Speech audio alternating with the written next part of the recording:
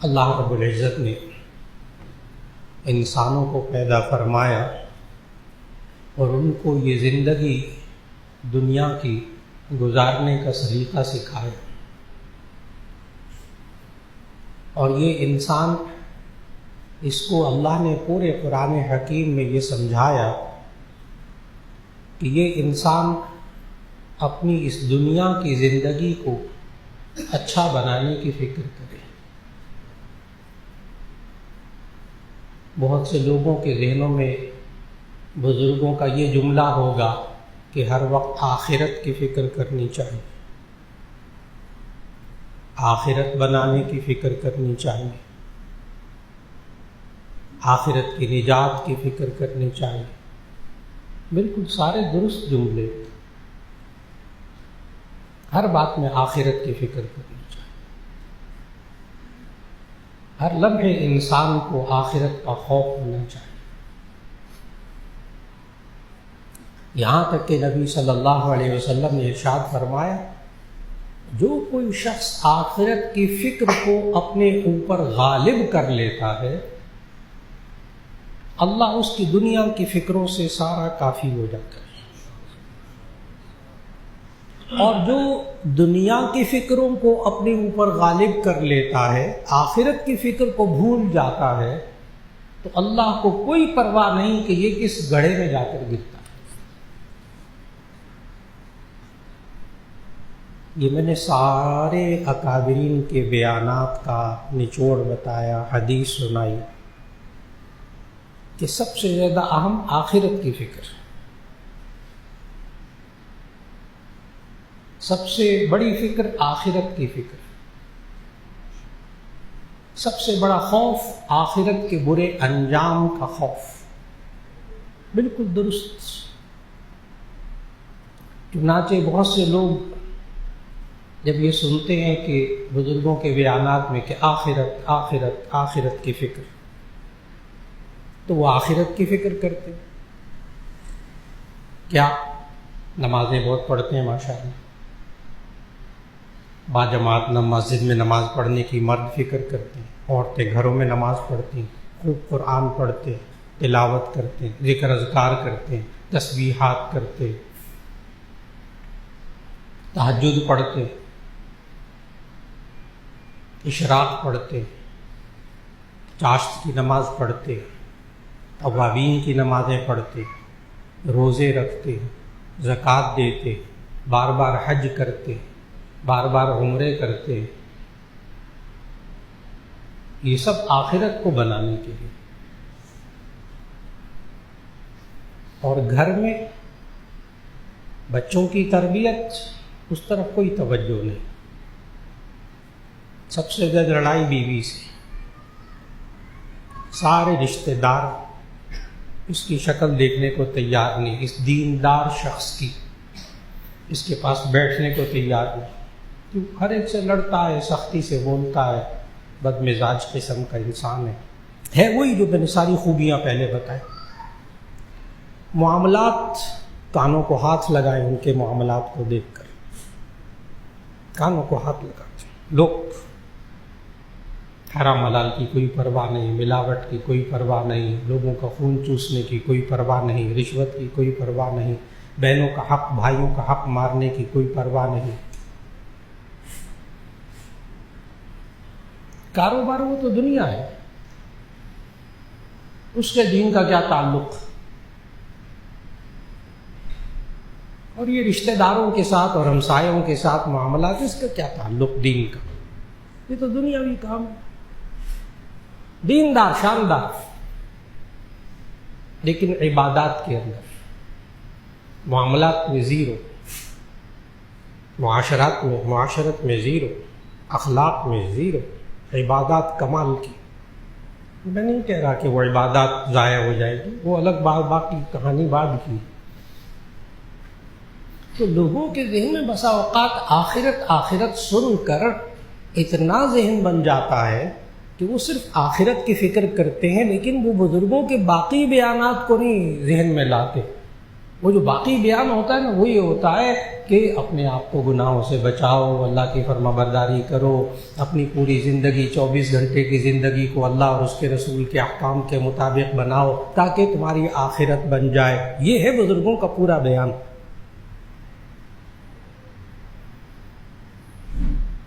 یہ ہے بزرگوں کا پورا بیان۔ وہ 24 گھنٹے کے اعمال کو اللہ کے اس کے رسول کے حکم کے مطابق بناؤ۔ وہ صرف عبادات تک تو نہیں ہے، معاملات بھی ہیں، معاشرت بھی ہے، اخلاق بھی ہے۔ یہ آج بڑا دکھتا موضوع ہے آج ہمارے معاشرے کا، دیندار کہلانے والے طبقوں میں مشکل یہ ہے۔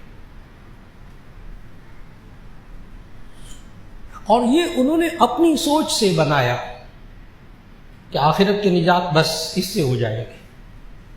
حقوق العباد بالکل ہے، حقوق العباد کا خیال بھی نہیں، دور دور نہیں۔ سب سے زیادہ کڑوا مزاج اس کا، سب سے زیادہ جھگڑالو مزاج اس کا، سب سے زیادہ زبان اس کی بری، اخلاق اس کے برے، لین دین کے معاملات میں یہ سب سے برا، عبادات کمال کی، عبادات کمال کی۔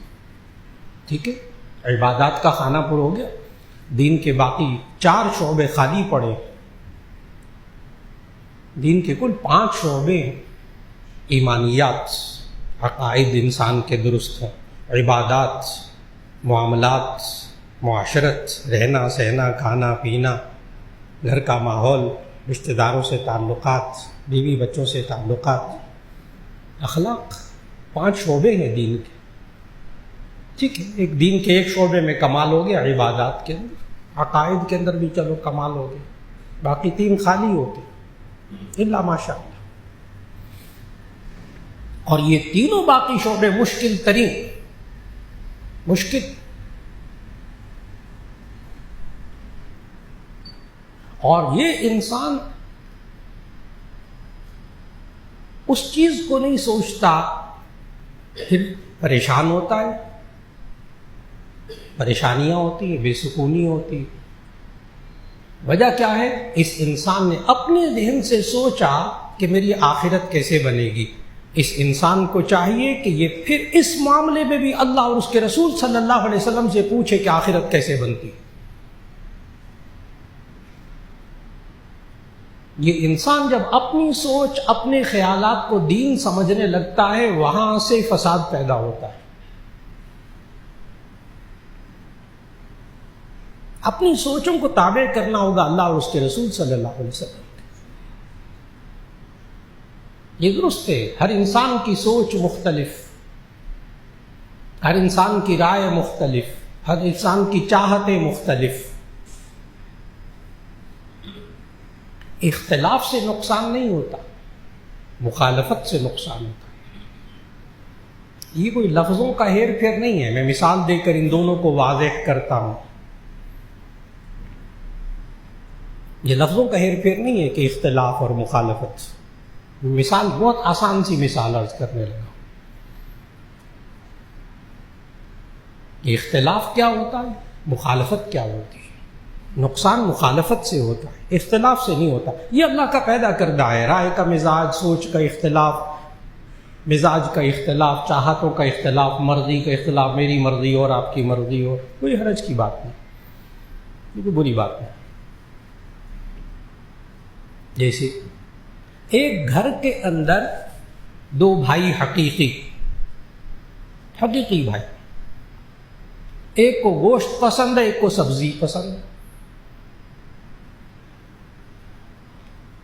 جس کو گوشت پسند ہے وہ جس دن سبزی پکتی ہے کھانا ہی نہیں کھاتا، باہر کھا لیتا ہے، پسند نہیں ہے۔ اور جس کو سبزی پسند ہے وہ گوشت پک جائے تو وہ اس دن کھانا نہیں کھاتا، یا کھاتا بھی ہے تو بس صبر کر کے کھا لیتا، کہتا رہتا ہے زیادہ گوشت نہ پکایا کر۔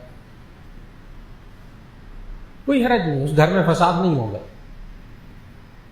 یہ اختلاف ہے، ابھی اختلاف ہے، اختلاف سے نقصان نہیں ہوتا۔ آپ کی رائے اور دوسرے کی رائے، دو حقیقی بہنیں ہوتی ہیں، ان میں اختلاف ہوتا ہے، باپ کی الگ رائے ہوتی ہے، بیٹی جوان بیٹی کی الگ رائے ہوتی ہے، کوئی فرق نہیں پڑتا اس سے۔ اب مخالفت سنیے گا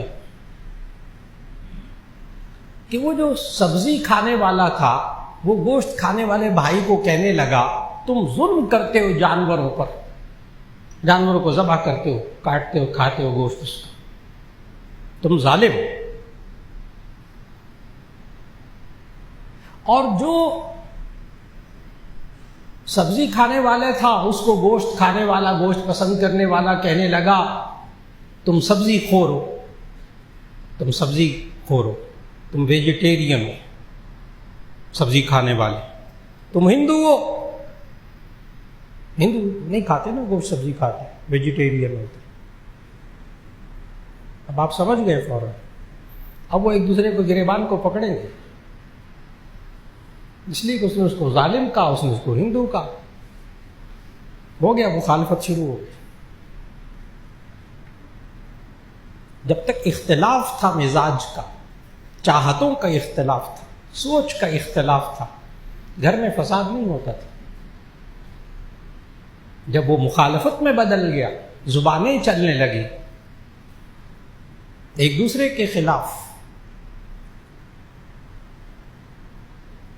اور یہی چیز انسان کو گھروں میں لے آتی ہے، معاملے میں، محلے میں لے آتی ہے، اپنے معاملات میں لے آتی ہے۔ یہی زبان، یہی انسان کے رویے جب مخالفت میں آ جاتے ہیں وہاں سے نقصان پیدا ہوتا ہے۔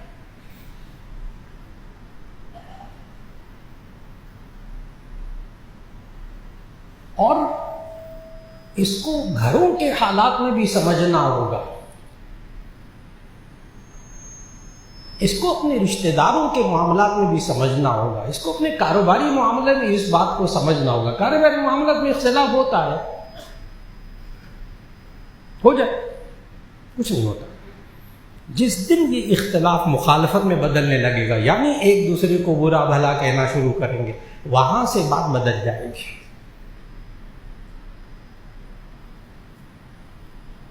بعض بہت سے لوگ ہوتے ہیں، وہ کہتے کیا ہے، میں نے زبان سے کہہ ہی دیا ہے نا، برا بھلا کہتے، بعد میں کیا کہتے میں نے کہا ہی تھا نا۔ یہ جو زبان سے دوسرے کو اس نے ظالم کہہ دیا، اس نے ہندو کہہ دیا، یہ زبان سے نکلے ہوئے اثر، الفاظ کتنا اثر رکھتے۔ ہمارے یہاں نحو کی کتاب پڑھائی جاتی ہے، شرح جامی، گرامر کی آخری کتاب ہے، بہت بڑی کتاب، قابل اساتذہ پڑھاتے ہیں، شرح جامی۔ اس میں ملا جامی نے ایک بڑا خوبصورت شعر لکھا ہے، ایک بات کو سمجھانے کے لیے، حضرت علی کرم اللہ وجہہ کا وہ شعر، بڑا خوبصورت شعر ہے۔ کاش ہم اس کو اپنی زندگیوں میں سمجھ لیں، اس کا ترجمہ سمجھ لیں، تو آج کا موضوع سمجھ میں آئے گا، آج کا مشکل موضوع کا حل سمجھ میں آئے گا۔ کہ ہم جو گھروں میں زبان چلا لیتے ہیں، دوستوں میں زبان چلا لیتے ہیں، اپنی سوچ، اپنے رائے کے اختلاف کی وجہ سے، یہ زبان کتنا گہرا زخم چھوڑتی ہے۔ وہ حضرت علی کرم اللہ وجہہ نے وہ شعر کہا جو ہمارے جامع شفیہ میں بھی وہ کتاب پڑھائی جاتی ہے، شرح جامع۔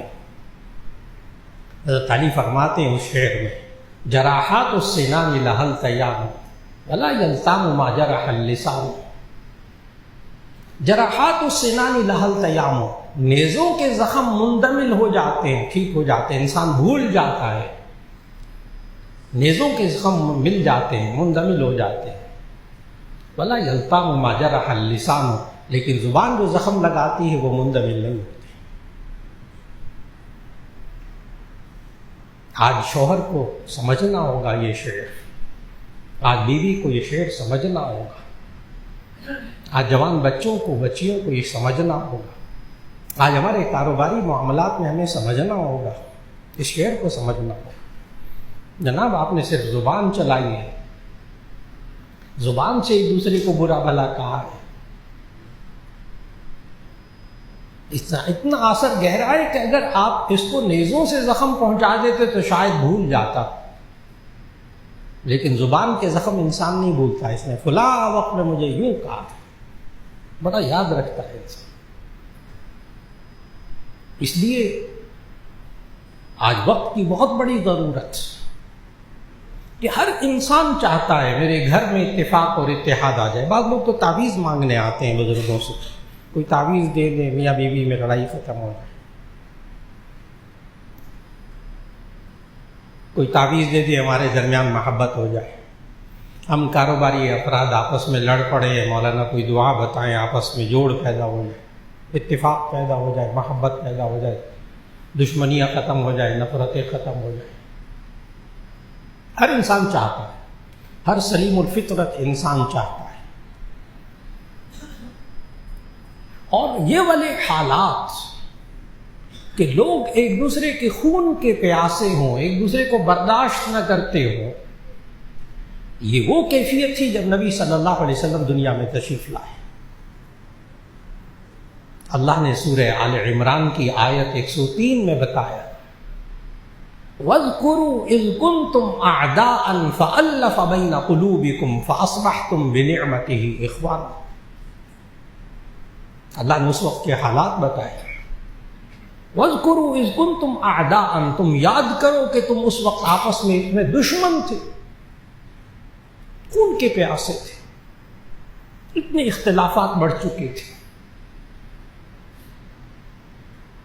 وہاں اس دور کے اندر جب نبی صلی اللہ علیہ وسلم تشریف لائے، مذہبی اختلافات موجود تھے، معاشرتی اختلافات موجود تھے، قبیلوں کے ملکوں کے اختلافات موجود تھے، جنگیں ختم ہونے کا نام نہیں لیتی تھی. ایک قبیلہ، ہر قبیلہ دوسرے قبیلے کا دشمن ہوتا تھا.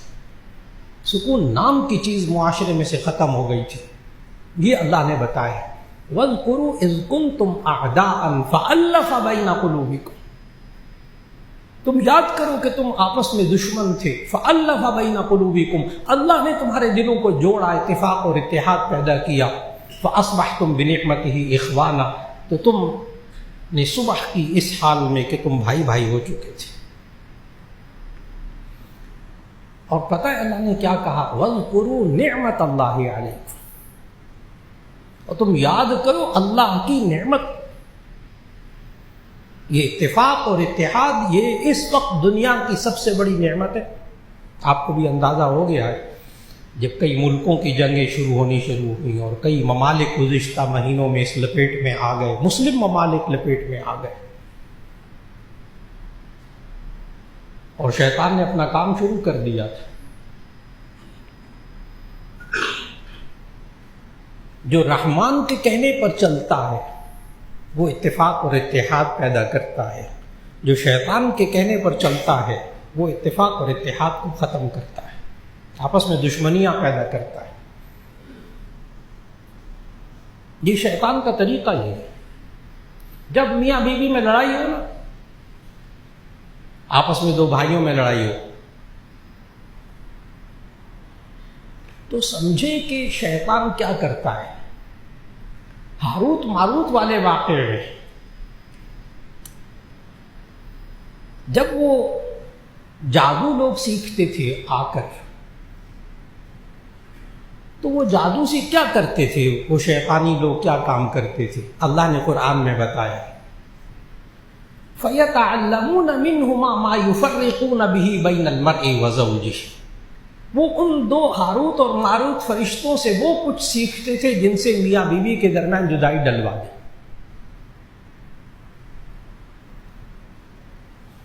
جب میاں بیوی میں لڑائی ہونے لگے، جب تو بھائیوں میں لڑائی ہونے لگے، سمجھ لیں کہ درمیان میں شیطان ہے، سمجھ لیں درمیان میں شیطان ہے. جب رشتہ داروں میں لڑائیاں ہونی شروع ہو، سمجھیں درمیان میں شیطان ہے، وہ لڑائی کروانا چاہتا ہے، اتفاق اور اتحاد کا دشمن ہے. اب لوگ اتفاق اور اتحاد چاہتے ہیں، میاں بیوی بھی چاہتے ہیں، بچے جوان بچے بھی چاہتے ہیں ہمارا کوئی پیچ اپ کروانے ابا جی سے، بڑے ہم دور ہو گئے اپنے، تو اتفاق اور اتحاد کی کوئی صورت نکل آئے۔ آج لوگ اتفاق اور اتحاد پیدا کرنا چاہتے ہیں، پتہ کیسے؟ یوں کہتے ہیں میری مان لیں، جو میں کہتا ہوں اس پر متفق ہو جائے، اتفاق اور اتحاد ہو جائے۔ دوسرا کہتا ہے میری بات مانیں گے تو اتفاق اور اتحاد ہو جائے۔ اور یہی فساد کی جڑ ہے، یہی فساد کی جڑ ہے۔ میں نے بتایا لوگوں کے پاس نسخہ کیا ہے اتفاق اور اتحاد میں؟ میری بات مانیں، وہ کہتا ہے میری بات پر متفق ہو جائے، اتحاد ہو جائے۔ اور اللہ نے ہمیں قرآن میں کچھ اور سکھایا، اللہ نے قرآن میں کچھ اور سکھایا اتفاق اور اتحاد کیسے پیدا ہوتا ہے۔ اسی آیت سے پچھلے الفاظ سورہ آل عمران کی اس آیت وَاذْكُرُوا نِعْمَتَ اللَّهِ عَلَيْكُمْ إِذْ كُنْتُمْ أَعْدَاءً فَأَلَّفَ بَيْنَ قُلُوبِكُمْ، تم یاد کرو اللہ کی اس نعمت کو جب تم آپس میں دشمن تھے، اللہ نے تمہارے درمیان الفت محبت پیدا کر دی۔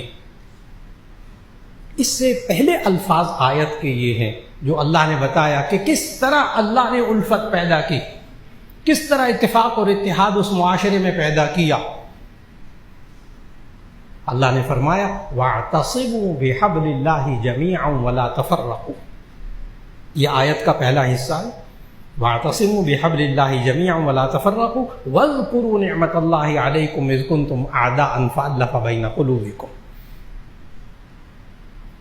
وَاعْتَصِمُوا بِحَبْلِ اللَّهِ، تم اللہ کی رسی کو، حبل کہتے ہیں رسی کو، وَاعْتَصِمُوا اعتصام کہتے ہیں ہاتھوں کو نا بڑے زور سے کسی چیز کو پکڑ لینا مضبوطی سے، اس کو اعتصام کہتے ہیں عربی میں۔ اس لیے ترجمہ کرتے تم مضبوطی سے پکڑے رکھو اللہ کی رسی کو۔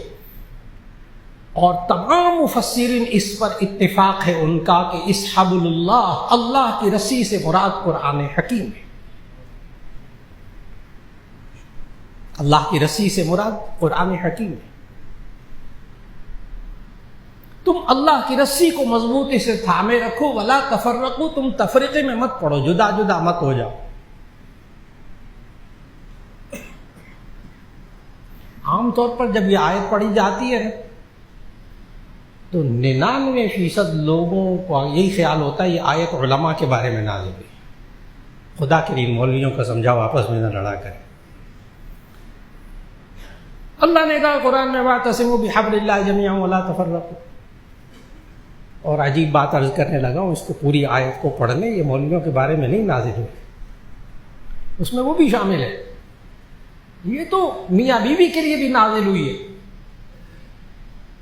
یہ 2 کاروباری افراد کے لیے بھی نازل ہوئی ہے، یہ وراثت کے جھگڑوں میں لڑنے مرنے والوں کے لیے بھی نازل ہوئی ہے، یہ پورے معاشرے کے بارے میں، پوری انسانیت کے بارے میں نازل ہوئی ہے۔ یہ وَاعْتَصِمُوا بِحَبْلِ اللَّهِ جَمِيعًا وَلَا تَفَرَّقُوا، یہ فرقہ بندی، یہ سارے کے سارے لوگوں کا نا یہی ذہن ہے۔ یہ آیت علماء کے بارے میں، بیوی سے لڑ کر آتے ہیں، آیت وَاعْتَصِمُوا بِحَبْلِ اللَّهِ علماء کو سناتے ہیں، جی نہیں وہ میاں بیوی کے لیے بھی آیت۔ عجیب بات بتاؤں کہ ہمارے جامعہ شفیہ میں دارالافتاء میں سارا دن صبح سے لے کے شام تک وراثت کے جھگڑے آتے ہیں، بڑے بڑے پیچیدہ، یا ماشاء اللہ بہت قابل مفتی حضرات بیٹھے ہوئے ہیں۔ اب تو اللہ جزائے خیر حضرت محتمی صاحب کو کہ حضرت محتمی صاحب نے تقریباً 8 PhD جو کہ مالی امور میں انہوں نے PhD کی ہوئی ہے، ان کو دارالافتاء میں بٹھایا ہوا ہے، علماء جو کہ بعض بینکوں سے وابستہ ہیں، مالیاتی اداروں سے وابستہ ہیں، مالی امور جدید ترین تمام قوانین سے واقف ہیں۔ وہ جب پارٹیاں آتی ہیں نا لڑنے والی آپس میں جائیدادوں کے بارے میں، پیچیدہ، میں نے کہا نا عدالتیں بھی ان مسئلوں کو حل نہیں کر پاتی، وہ جامعہ شفیہ میں آتے ہیں، یہاں دونوں فریقوں کو، 3 4 5 فریقوں کو بلاتے ہیں، بلا کے ان کا بیان سنتے ہیں، بیان سننے کے بعد ان کو سمجھاتے ہیں کہ اب ہم جب فیصلہ کریں گے یعنی اس پر فتویٰ دیں گے تو وہ فیصلہ قرآن کے مطابق ہوگا، آپ کو ماننا ہوگا، ہم لکھ کر دے دیں گے۔ اور یقین جانیں کہ عدالتوں کا اعتماد، پورے پاکستان کی عدالتوں کا، high court, supreme court, session ججز، ان سب کا جامعہ اشرفیہ کے اس فتوے پر اتنا اعتماد ہوتا ہے. عجیب بات بتا رہا ہوں کہ آج تک جتنے فیصلے یہاں دارالافتاء سے فتوے جاری ہوئے اس کو پاکستان کی ہر عدالت قبول کر کے فیصلہ کرتی ہے. اس میں ان کی دوسری رائے نہیں ہوتی. اور بیچ میں وجہ کیا ہے؟ وہ فیصلہ جو جامعہ شفیہ سے جاری ہوگا وہ قرآن و سنہ کے مطابق ہوگا، حبل اللہ کے مطابق ہوگا، اللہ کی رسی کے مطابق ہوگا. جس کو اللہ نے کہا تو مضبوطی سے پکڑے رکھو. یا مفتی صاحب کی اپنی مرضی نہیں ہوتی، اپنی رائے نہیں ہوتی. بعض حضرات ہوتے ہیں بڑے عجیب و غریب قسم کے، یہاں دارالافتاء سے فتویٰ جاری ہوتا ہے، کہتے ہیں حضرت آپ کی رائے سے ہمیں، آنے والا بندہ کہتے ہیں حضرت ہمیں آپ کی رائے سے اختلاف نہیں، آپ نے صحیح فتویٰ نہیں دیا. نعوذ باللہ من ذلک. پوری دنیا کی عدالتیں مان رہی ہیں، یہ بندہ ماننے کو تیار نہیں ہے. اصل میں یہ حبل اللہ پہ آنا نہیں چاہتا. یہ کہتا ہے میری مرضی کے مطابق فتویٰ دیں گے تو مفتی صاحب ٹھیک. جی نہیں، میں نے کہا نا اتفاق اور اتحاد لوگ کیسے جھگڑوں کو کیسے ختم کرنا چاہتے ہیں. آپ لوگ میری مرضی کے مطابق فیصلہ کر دو، میری مرضی پر آ جاؤ، ابھی آج اتفاق قائم ہو جائے گا. اور یہیں سے اختلاف شروع ہوتا ہے، یہیں سے اختلاف شروع ہوتا ہے. ایک بھائی چاہتا ہے گھر کی یوں تقسیم ہو، جائیداد کی کاروبار کی یوں تقسیم ہو، دوسرا چاہتا ہے یوں تقسیم ہو. اس سے جھگڑا پیدا ہوتا ہے. آج حبل اللہ کو سنبھالنے کی، اللہ کی رسی کو مضبوطی سے پکڑے رکھنے کی فکر ہر گھر میں پیدا ہو جائے، ہر جوڑے کے اندر پیدا ہو جائے. اللہ گھروں کے حالات میں اختلاف اور مخالفت کو بدل کر اتفاق اور اتحاد کی خوبصورت نعمت عطا فرما دے گا.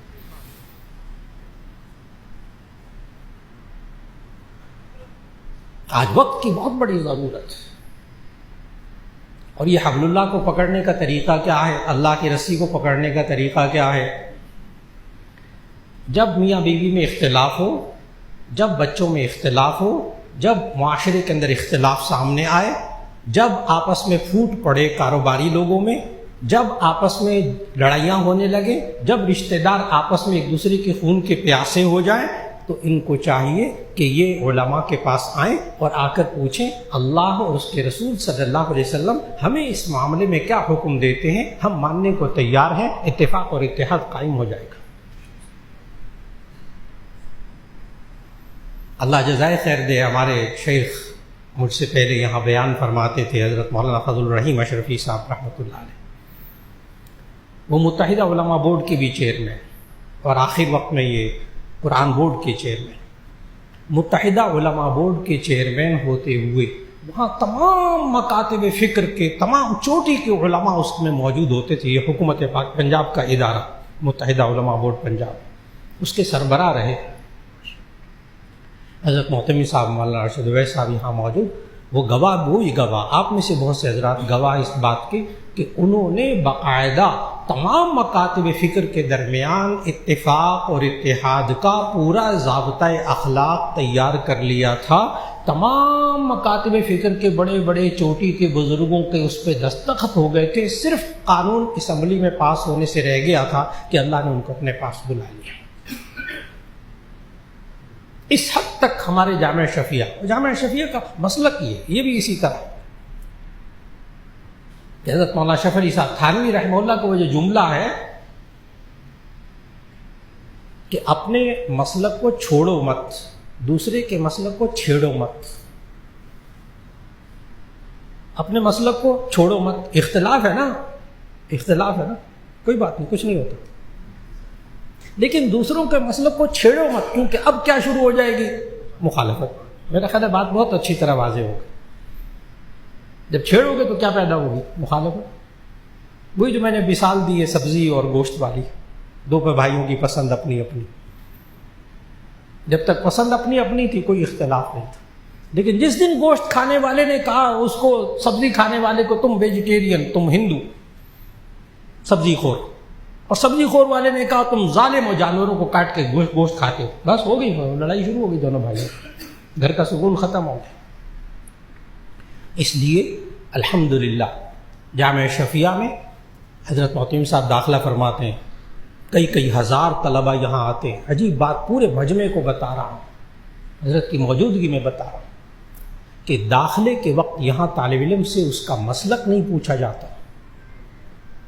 خانہ نہیں ہے ہمارے داخلہ فارم کے اندر مسلک.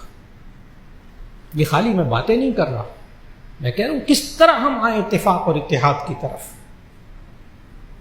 یہاں اسباق میں بھی مسلک کی بات چھیڑنے کی اجازت نہیں ہے. عجیب بات بتا رہا ہوں, جامعہ شفیعہ میں یہ جمعے کے بعد سوال و جواب کی نشست ہوتی, گھنٹہ نشست ہوتی, سینکڑوں لوگ بیٹھے ہوتے. اس میں 2 باتوں کی پابندی ہوتی, اس 2 باتوں کو سمجھنا ہوگا. 2 قسم کے سوالات پر پابندی ہوتی. نمبر 1 فرقہ وارانہ سوال ہوگا تو اس کا جواب یہاں جامعہ شفیعہ کے اسٹیج سے نہیں دیا جائے گا, سوال ہی نہیں سنا جائے گا. فرقہ وارانہ بات بالکل نہیں. نمبر 2 سیاسی سوال ہوگا تو اس کا جواب نہیں ملے گا. الگ سے پوچھ لو, لکھ کر الگ سے پوچھ لو, جواب مل جائے گا.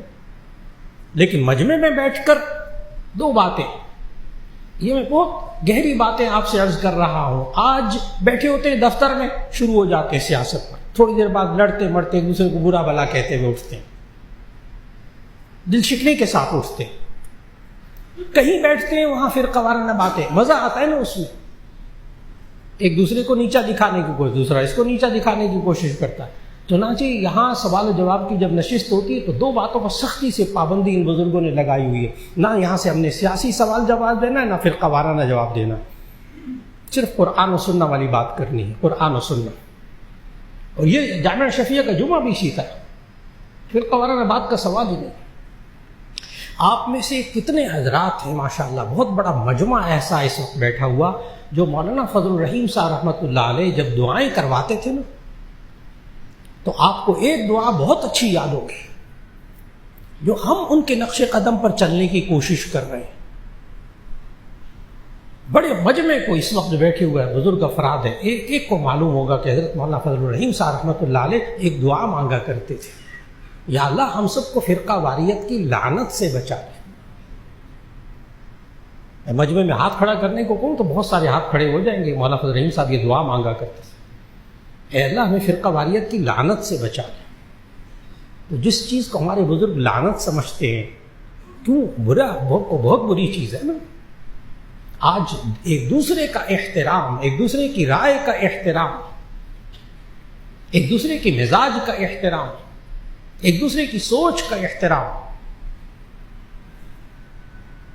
اور یہی وہ چیز ہے کہ جو انبیاء علیہ السلام نے آ کر سکھائی اور خود نبی صلی اللہ علیہ وسلم نے سکھائی. آج وقت کی بہت بڑی ضرورت ہے, جو اصل موضوع کہ ہمیں آج آپس میں اتفاق اور اتحاد کی جتنی ضرورت وہ صرف اور صرف آپ لوگوں نے بین الاقوامی طور پر بھی دیکھا. ابھی میں جس امن معاہدے کی بات کر رہا تھا جس میں پاکستان نے بہت بڑا, اللہ نے اس کو اعزاز دیا, بڑی ہمت کی بات.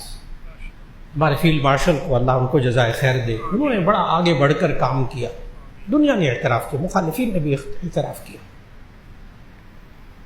وہاں بھی یہی مشکل کیا پیش آ رہی تھی, ایک فریق کہتا تھا میری باتوں پر اتفاق کرے, ایک کہتا تھا میری بات پر اتفاق کرے. وہ بات بن ہی نہیں رہی تھی, اور جب دونوں مشترکہ امور پر آ گئے, متفق ہو گئے, امن کا معاہدہ ہو گیا دنیا میں. بالکل اسی طرح ہمیں آج اپنے میاں بیوی کی زندگی میں بھی یہی کچھ کرنا ہوگا. لڑائی ہو جائے کوئی بات نہیں, اختلاف ہو گیا, لیکن اب کیا سوچنا ہے, اللہ اور اس کے رسول کی کیا رائے ہے, وہ کیا چاہتے ہیں. اگر وہ کہتے ہیں کہ آپ وہ درگزر سے کام لے لو, ٹھیک ہے, معافی مانگ لیں, معاف کر دیں اگلے.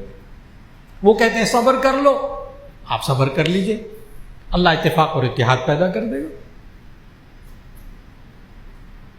آج وقت کی ضرورت کہ ہمیں اپنے کاروباری اداروں میں اتفاق اور اتحاد کی ضرورت ہے,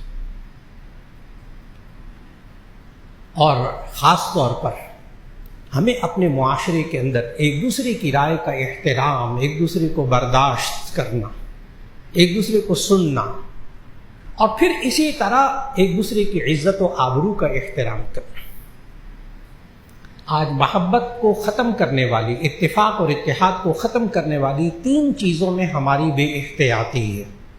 3 چیزوں میں، معاشرے میں، میں پھر کہہ رہا ہوں گھروں میں بھی یہ آیت وَاعْتَصِمُوا بِحَبْلِ اللَّهِ جَمِيعًا وَلَا تَفَرَّقُوا یہ صرف علماء کے لیے نہیں ہے، علماء بھی شامل ہیں، اس میں سب لوگ شامل ہیں، گھریلو زندگی گزارنے والے، کاروبار کی زندگی گزارنے والے، خاندان کی زندگی گزارنے والے، سارے شامل ہیں کہ آپس میں پھوٹ نہ ڈالو۔ کیوں؟ اس سے نقصان کیا ہوتا ہے؟ اس سے نقصان یہ ہوتا ہے کہ اللہ نے قرآن میں کہا اطیعوا اللہ ورسولہ ولا تنازعوا فتفشلوا وتذهب ريحكم، تم آپس میں لڑا نہ کرو، کیوں؟ فتفشلوا، تم شل ہو جاؤ گے، مفلوج ہو جاؤ گے، وتذهب ريحكم، تمہاری ہوا اکھڑ جائے گی، تم ثابت قدم نہیں رہو گے۔ جس گھر میں لڑائیاں ہوتی ہیں معاشرے کا کمزور ترین گھر وہ ہے، جس خاندان میں لڑائیاں ہوں وہ خاندان کمزور ترین خاندان ہے معاشرے کا۔ جس کاروباری ادارے میں یا جس کسی بھی قسم کے ادارے میں آپس میں لڑائیاں ہوں گی نا، وہ ادارہ کمزور ترین ہوگا اللہ کے اس فرمان کے مطابق۔ اور جس خاندان میں لڑائی جھگڑے کم سے کم وہ مضبوط ترین خاندان ہے۔ آج جس ادارے میں، چاہے وہ مالیاتی ادارہ ہو، چاہے وہ مدرسہ ہو، چاہے وہ دفتر ہو، چاہے کوئی ادارہ ہو، چاہے کوئی یونیورسٹی ہو، جہاں لوگ آپس میں ایک دوسرے کے ساتھ جڑ کر رہتے ہیں، اس وقت وہ طاقتور ہے، کیونکہ اللہ نے کہا، اللہ نے نظام بتایا زندگی کا۔ بچے آپس میں بھائی لڑ رہے ہوں گے، وہ گھر کمزور ہو جائے گا، وہ بھائی خود کمزور ہو جائے گا۔ وہ کسی بادشاہ نے اپنے بیٹوں کو جمع کر کے نا ایک سبق سکھایا تھا، حقیقی تاریخی واقعہ، کہ بادشاہ نے اپنے بیٹوں کو جمع کر کے، ظاہر ہے وہ سب شہزادے تھے، آئندہ بننے والے، حکومت میں شامل ہونے والے، تو ان کو ایک جھاڑو دی، تنکوں کا گٹھا دیا، اور ایک شہزادے کو کہا اس کو توڑو، اس نے زور لگایا، ظاہر ہے نہیں ٹوٹ سکا۔ پھر اس کے بعد اس نے دوسرے کو دیا، تیسرے کو دیا، سارے شہزادوں کو کہا توڑ کے دکھاؤ اس تنکوں کے گٹھے کو، جھاڑو، نہیں توڑ سکے۔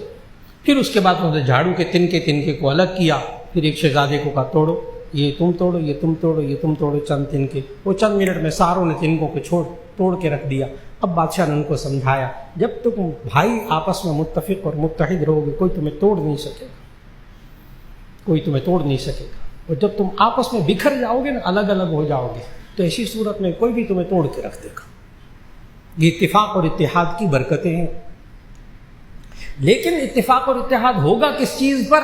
حبل اللہ پر، اللہ کی رسی، اللہ کی رسی کو مضبوطی۔ اب دیکھو ہر کام میں جہاں کہیں اختلاف ہوتے اختلاف، کاروبار میں بھی ہوتے ہیں، گھروں میں بھی ہوتے ہیں، رشتہ داروں میں، سب جگہ اختلافات ہوتے ہیں، لیکن اس میں کرنا کیا ہے؟ بس ایک بات، کسی عالم سے آپ نے اتنی بات پوچھنی ہے کہ اب اس معاملے میں اللہ اور اس کے رسول صلی اللہ علیہ وسلم کے کیا حکم ہے، بس اتنی سی بات، اور پھر اس پر عمل کرنا، صرف پوچھنا نہیں۔ اچھا صرف پوچھ کر اپنے پاس رکھ لیں گے تو اتفاق اتحاد نہیں قائم ہوگا، اس پر عمل بھی کرنا ہوگا۔ آپ ڈاکٹر صاحب سے نسخہ لکھوا لائیں، نسخہ لکھوا کر اپنی جیب میں اچھی طرح سنبھال کے رکھ لیں، انشاءاللہ بخار نہیں اترے گا۔ وہ تو کھائیں گے، دوائی کھائیں گے، پورا پروسیجر اختیار کریں گے، پرہیز کریں گے، پھر وہ نسخہ کام کرے گا۔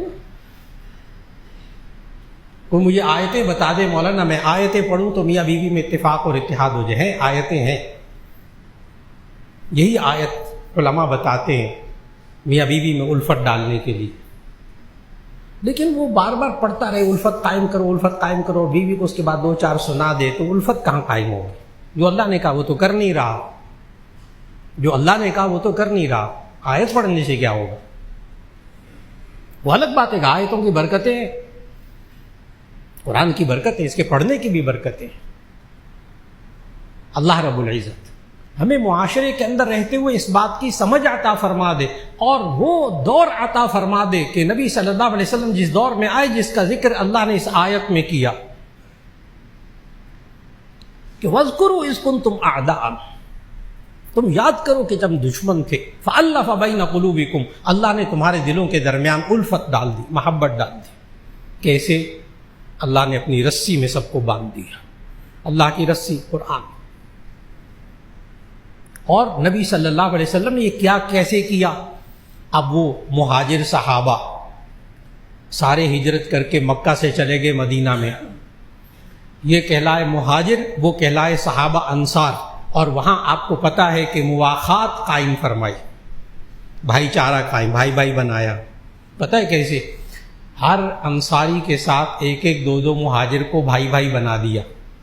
تم ان کے ساتھ رہو گے، تم ان کے ساتھ کاروبار کرو گے. اب آپس میں جب بھائی بھائی بنایا، دشمنیاں ختم کر دیں. ظاہر ہے مکے میں اور ادھر مدینے کے قبائل کے درمیان پرانی دشمنیاں تھیں. یہود و نصارہ کے قبیلے تھے جو مسلمان ہوئے بعد میں، اتنے لوگ. ادھر مشرکین مکہ تھے، آپس میں خون کے پیاسے تھے یہ لوگ اسلام لانے سے پہلے. لیکن نبی صلی اللہ علیہ وسلم جب بھائی بھائی بنایا تو آپ خود سوچیں کہ مدینے کی حالت کیسے بدلی، وہ معاشی قوت کیسے بنی کہ جس باغ کے اندر پہلے 2 افراد کام کرتے تھے وہاں اب 4 صحابہ کام کرتے تھے. جس کاروبار کو 2-3 بندے چلاتے تھے اب وہ 6 بندے چلاتے ہیں. مدینے کی معیشت مضبوط ہونے لگی، اختلافات ختم ہوئے، اللہ نے معاشرت مضبوط کر دی. پھر اتنا مزاج بنایا صحابہ کرام رضوان اللہ علیہم اجمعین کا نبی صلی اللہ علیہ وسلم نے کہ ایک وقت ایسا آیا کہ ایک صحابی حضرت عبد الرحمن ابن عوف رضی اللہ تعالیٰ عنہ یہ آئے ہجرت کر کے، مہاجر تھے. تو جس انصاری صحابی کے پاس بھیجا تو اس نے پتہ کیا کہا؟ اس نے کہا کہ وہ میری 2 بیویاں ہیں، میری 2 بیویاں ہیں، تو میں ایک کو طلاق دے دیتا ہوں، تو مجھ سے شادی کر لو.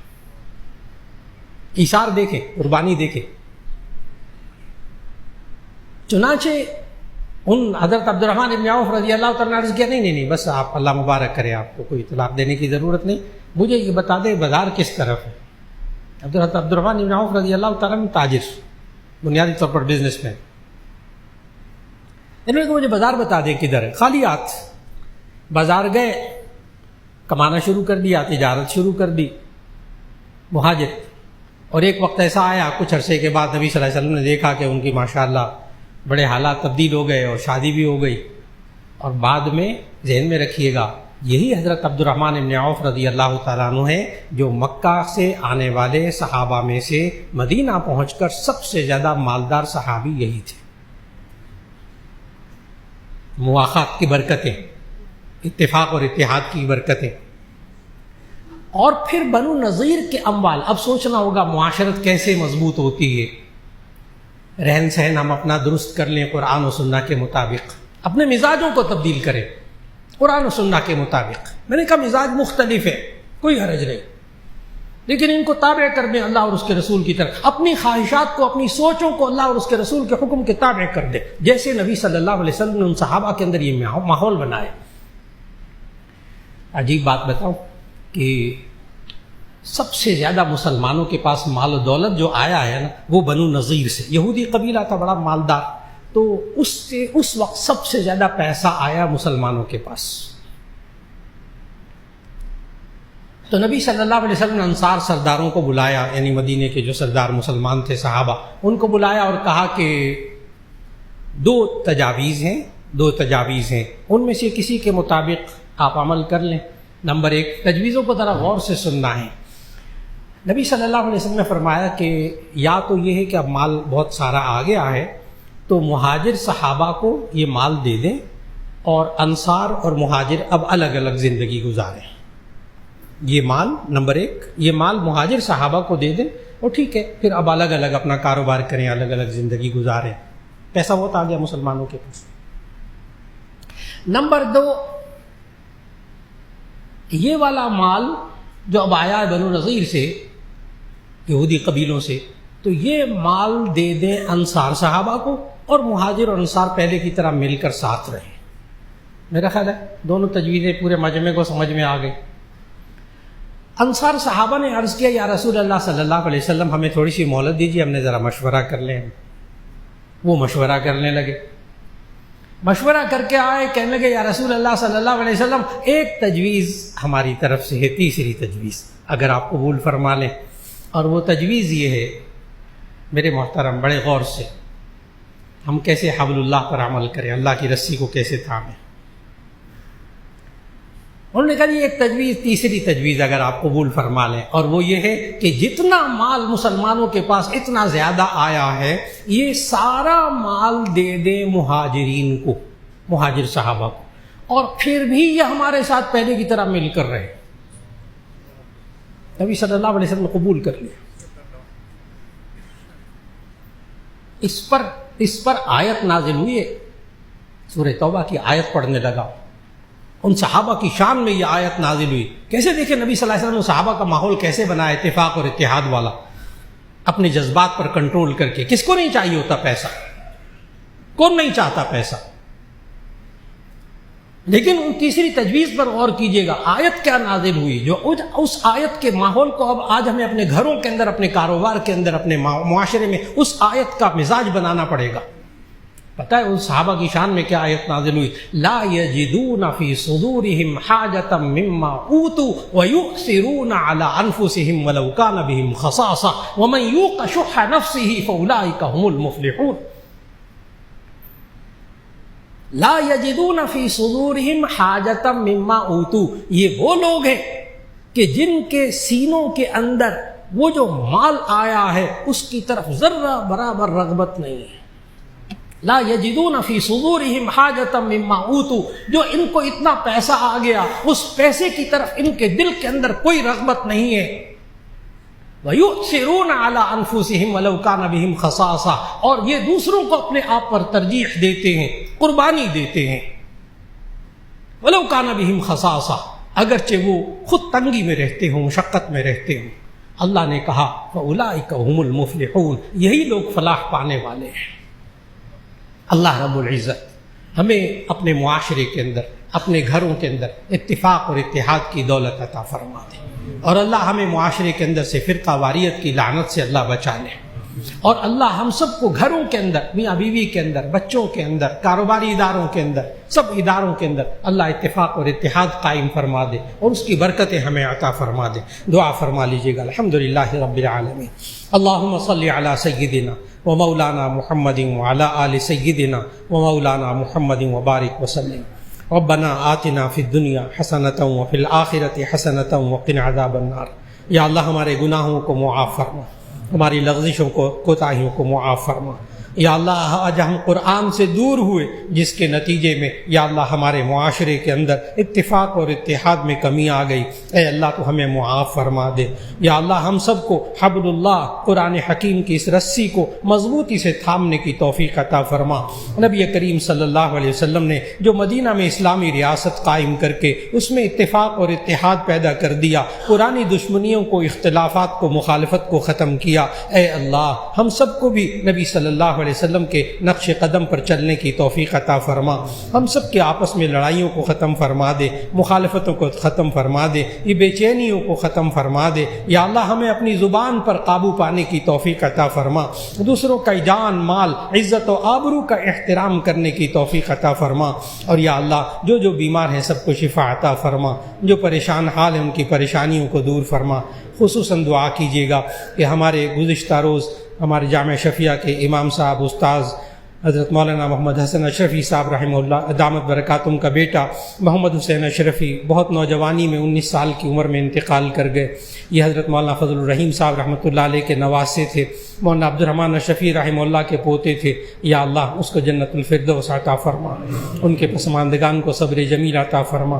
مولانا فضل الرحیم صاحب رحمۃ اللہ علیہ کی اہلیہ محترمہ ان کی نانی لگتی ہیں، اللہ ان کو بھی صبر عطا فرمائے، ان کے والدین کو بھی صبر عطا فرمائے، تمام ان کے عزیز و اقربا کو صبر عطا فرمائے، اور اس بچے کو جنت الفردوس عطا فرمائے۔ یا اللہ ہم سب کو بھی آخرت کی فکر عطا کرنے کی توفیق عطا فرما۔ یا اللہ اس کے لیے ہمیں دنیا کی زندگی کو اچھا بنانے کی توفیق عطا فرما، قرآن و سنت کے مطابق اپنی دنیا کو اچھا بنانے کی توفیق عطا فرما، تاکہ ہماری آخرت بھی اچھی ہو جائے، اور اللہ ہمیں جہنم کے عذاب سے بھی بچا لے۔ وصلی اللہ تعالی علی خیر خلقہ محمد و آلہ و اصحابہ اجمعین برحمتک یا ارحم الراحمین۔